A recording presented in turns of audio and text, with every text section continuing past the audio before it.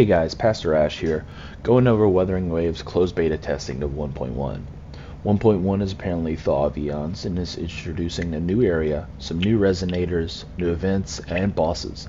I'm excited to look into some of these leaks with you guys, so let's get into it. With 1.1, we're getting Act 7 of the main story, as well as Changli's companion quests. Honestly, companion quests have been pretty hit or miss. Jian's was pretty good, Yinlin's was great, Yangli's was, well, it was what it was. The exploration and side quests will also add some nice asteroids for us, and Changli is supposedly going to play a large role in Act 7 and help us learn about Zhu, the guardian of the area we've been exploring. So that should be an exciting little continuation of the story for us. There's also going to be a bunch of good events. Depths of Elusive Realms, the roguelike event that they tested in 1.0, is coming back in Season 2. I'm so hyped for this event. It was easily my favorite mode, and I love that it highlighted some of the off units. There's also going to be some double events like Chord Cleansing for Tacit Fields, After Sound Abundance for Sim and Forgery challenges. I'm not entirely sure what the gifts of Celestial Light and Tideseeker will be, but I'm all for free events and free things.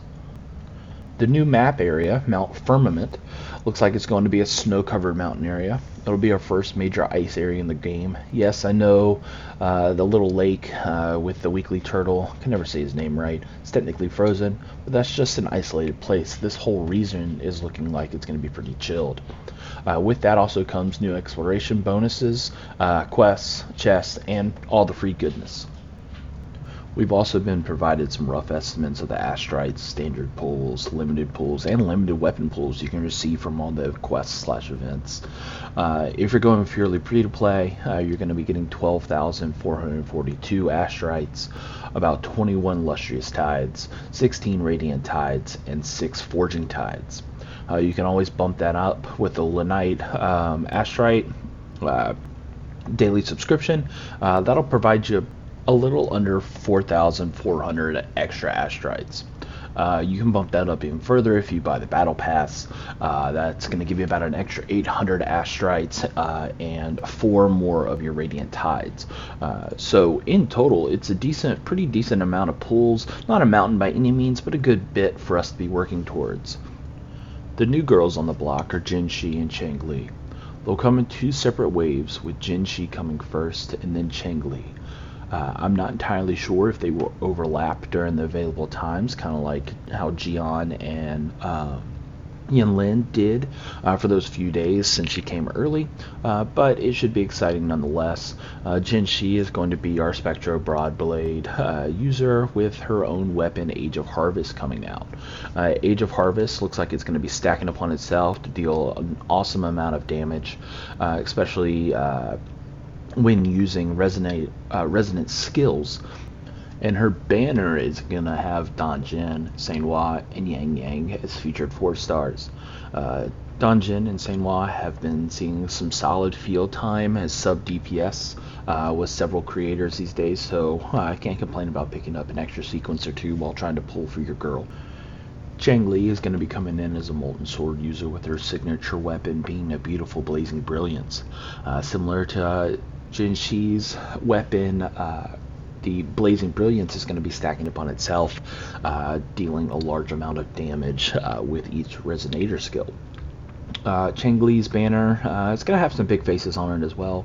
Mortefi, Jian's best friend, is coming around for a second feature, so you can pick up a couple more sequences for him if you don't have him maxed.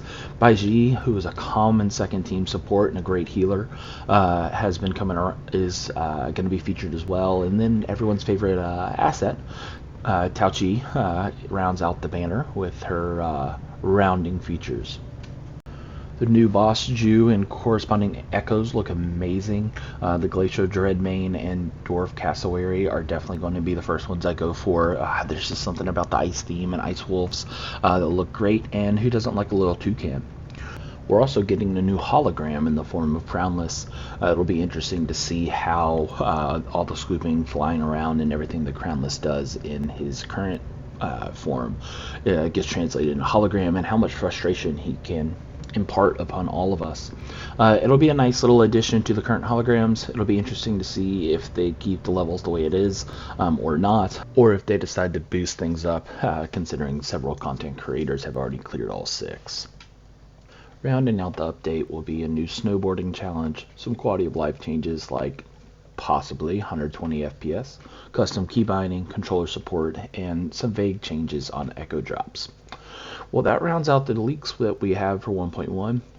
Huge shout out to Dim, Stormy Waves, and Sova for putting this document together. If you found any of this interesting, then be sure to like and subscribe. Leave a comment below if you're excited for these girls to join your team, and I'll see you next time.